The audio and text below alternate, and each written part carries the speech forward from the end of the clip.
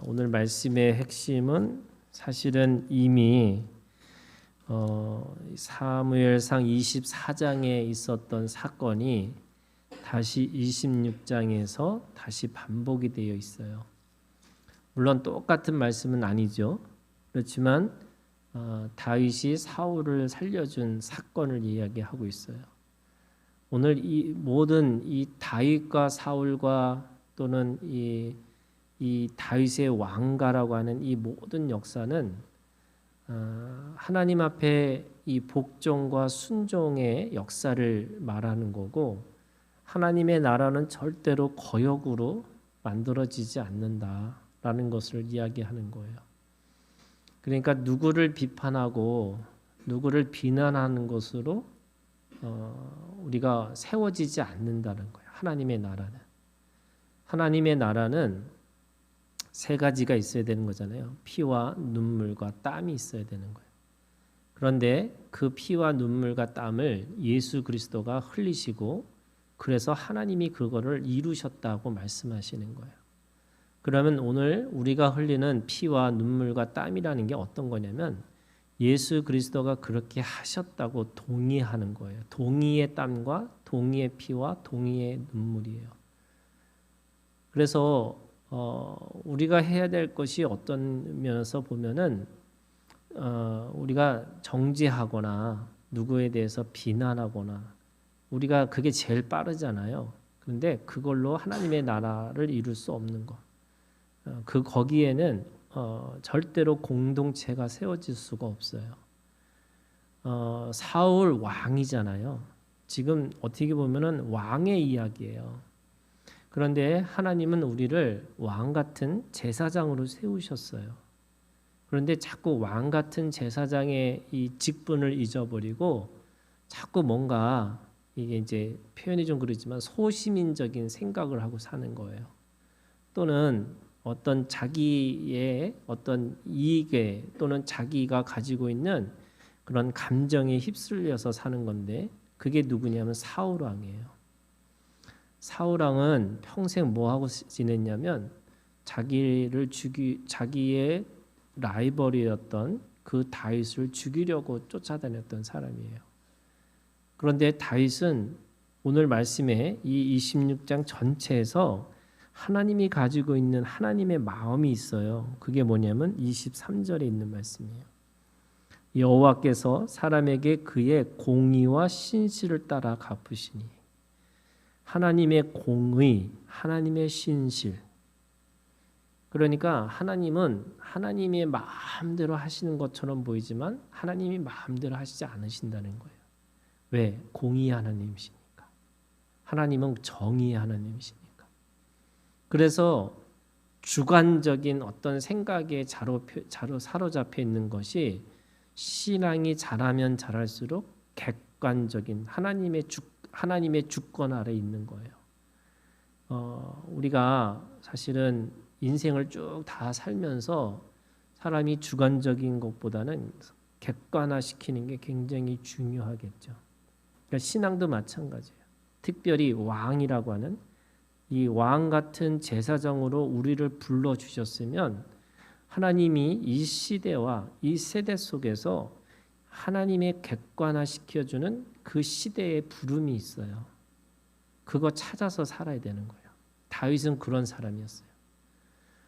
오늘 제가 이 사무엘상 26장에서 말하고 싶은 게 뭐냐면요, 이 본문에서 잘 보시면 다윗이 이 창과 물병을, 사울의 것들을 뺏어 오잖아요. 그리고 목숨을 살려주는 거예요. 이유는 하나예요. 하나님이 기름 부으신 사람, 해치지 말자, 이거예요. 무슨 말이냐면, 나한테는 원수잖아요. 나를 죽이려는 사람은 원수잖아요. 그런데 하나님이 세우신 사람에 대해서 내가 함부로 정죄하지 않겠다는 거예요. 그게 다윗의 신앙이에요. 주관적인 거를 가지고 객관화시키는 거예요. 사람이 감정의 동물이기 때문에 감정이 상하지 않는다는 건 말할 수 없어요. 그러니까 예수님도 겟세마네 동산에서 눈물을 흘리시면서 하신 게, 가능하면 이 잔을 내게 떠나게 하옵소서, 이거잖아요. 그러나 마지막에 내 뜻대로 마옵시고 아버지의 뜻대로 하옵소서. 이 주관적인 신앙에서 아버지의 뜻이라고 하는 객관화로 들어가는 거예요. 그러면 이 다윗이 창과 물병이라고 하는 걸 통해서 지금 사울이 어떤 사람이냐면 창을 가지고 다윗을 죽이려고 했던 사람이에요. 이게 창의 상징이 그거예요. 죽이는 자의 창이에요. 물병은 그 광야에서 자기가 살 수 있는 유일한 물의 근원이 어떻게 보면 생명의 근원이잖아요. 그러니까 창과 물병을 소유했다는 말은 결국 사울은 다윗에게 다 뺏겼다는 거예요. 자기 누군가를 죽이는 공격력도 뺏기고 자기 스스로 살 수 있는 물병조차도 뺏긴 사람이에요.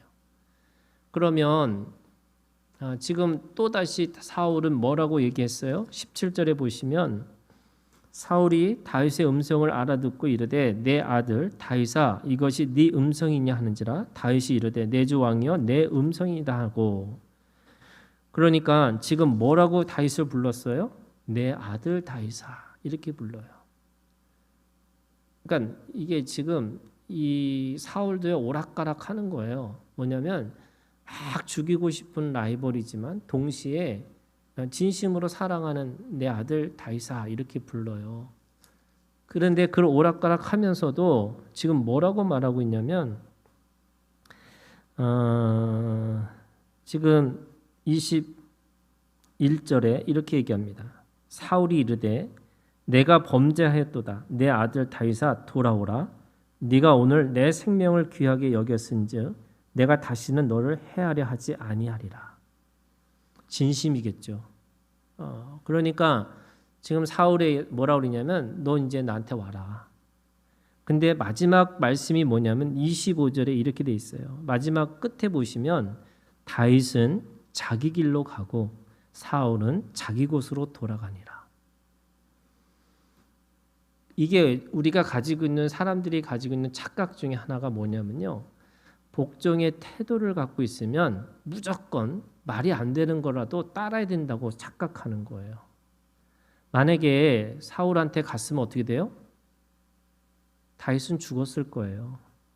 왜? 오락가락 하니까.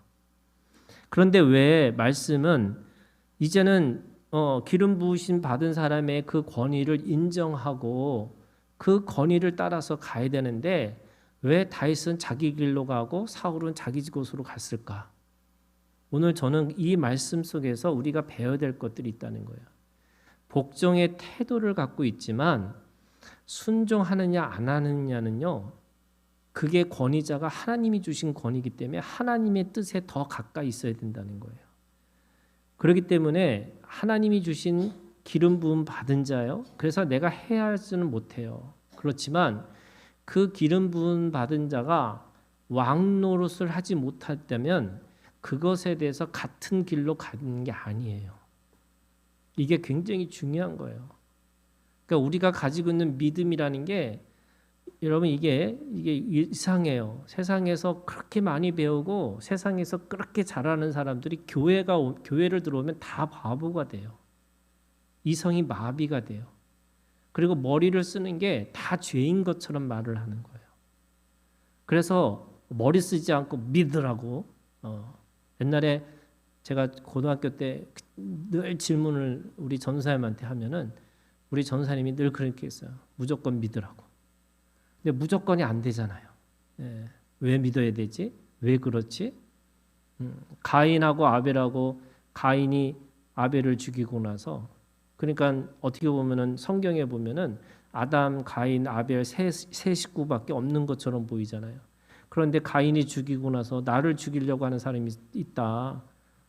내가 어떻게 살 수 있느냐? 이거 하니까 하나님이 그 표를 주는 거잖아요. 그러면 도대체 그 사람이 누굴까? 궁금하잖아요.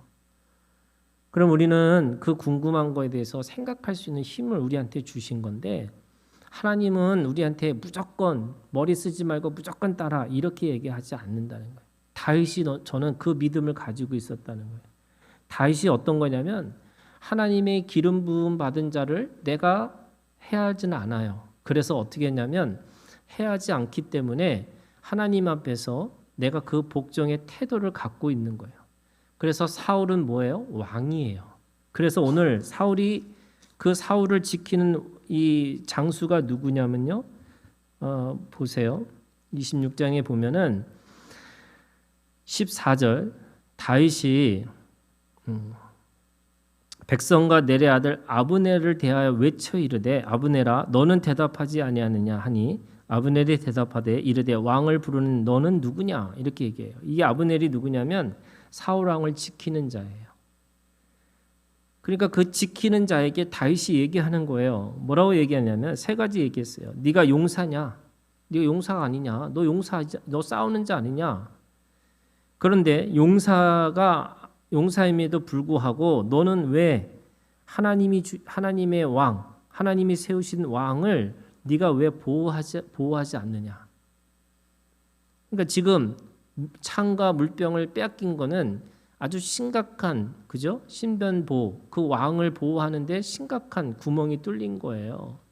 그러니까 그 아브넬에게 말하기를 네 주 왕을 보호하지 아니하느냐? 그러면서 백성 가운데 한 사람이 네 주 왕을 죽이려고 들어갔느니라.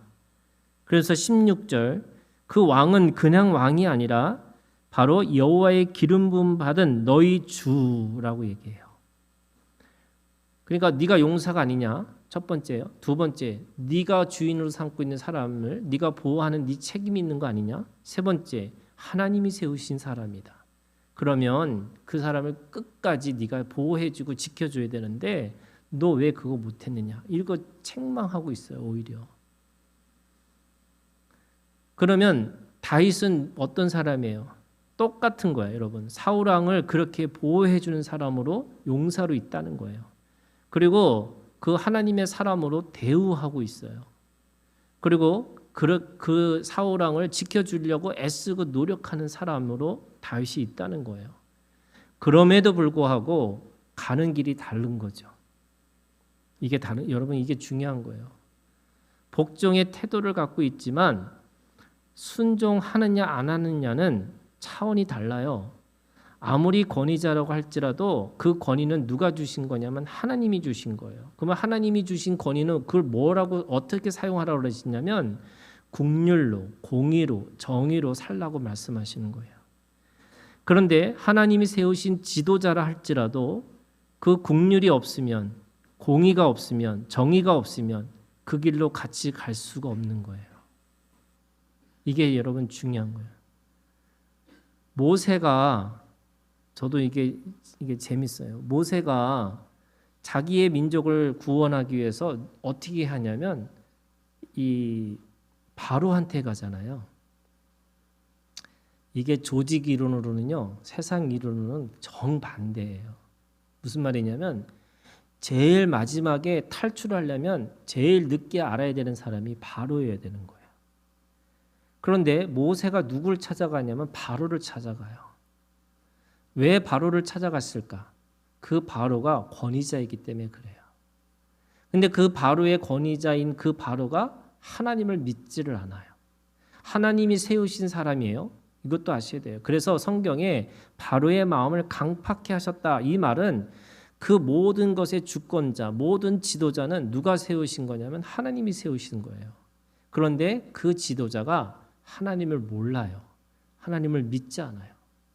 그러니까 모세에게 그 10가지 재앙을 보여주시면서 그 강팍한 마음을 하나하나씩 깨게 하시는 거죠.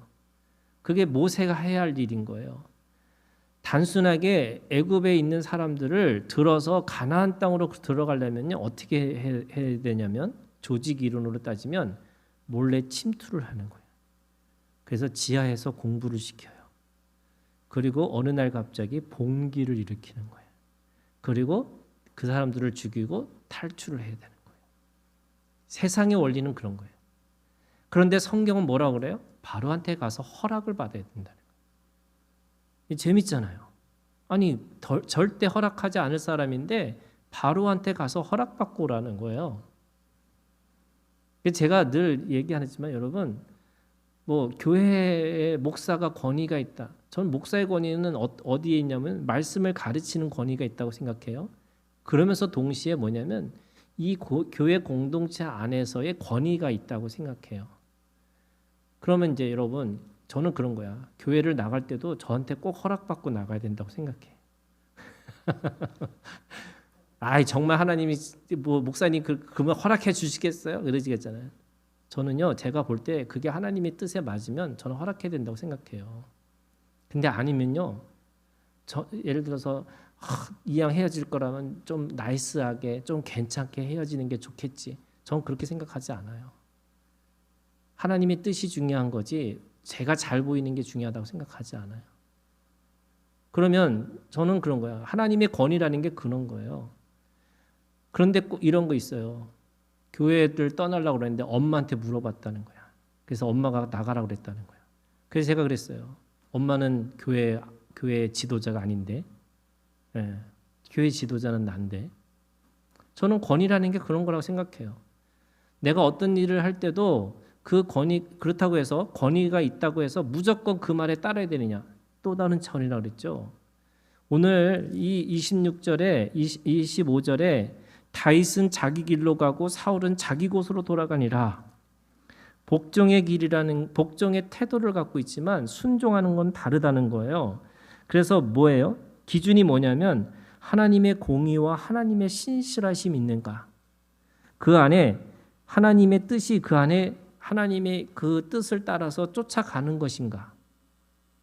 여러분, 사울은 절대로 하나님의 뜻을 쫓아가지 않았어요. 하나님의 왕 노릇을 하라고 하셨는데, 다스리라고 하셨는데 다스리는 일을 하지 않았어요. 뭐냐면 사람들의 눈치를 보고 사람들의 평가에 마음을 갖다 보니까 제사도 자기 마음대로 드리고, 그렇죠? 제사장이 오지도 않았는데 그냥 제사를 드려버렸어요. 이게 편리주의잖아요. 그 다음에 하나님은 다스리라고 하셨는데 누굴 죽이라고 쫓아다니고 있어요. 그 길을 어떻게 다윗이 같이 갈 수가 있어요? 그러니까 다윗과 사울이 가는 길이 달라요. 길이. 저는 길이 달라야 된다고 생각해요. 그러면 다윗의 길은 어떤 길이었느냐? 여러분, 다윗을 생각할 때 다윗이 가지고 있는 가장 중요한 핵심 단어가 있어요. 그게 뭐냐면 중심이에요. 외모를 취하지 않으시고 하나님은 그의 중심을 보았느니라.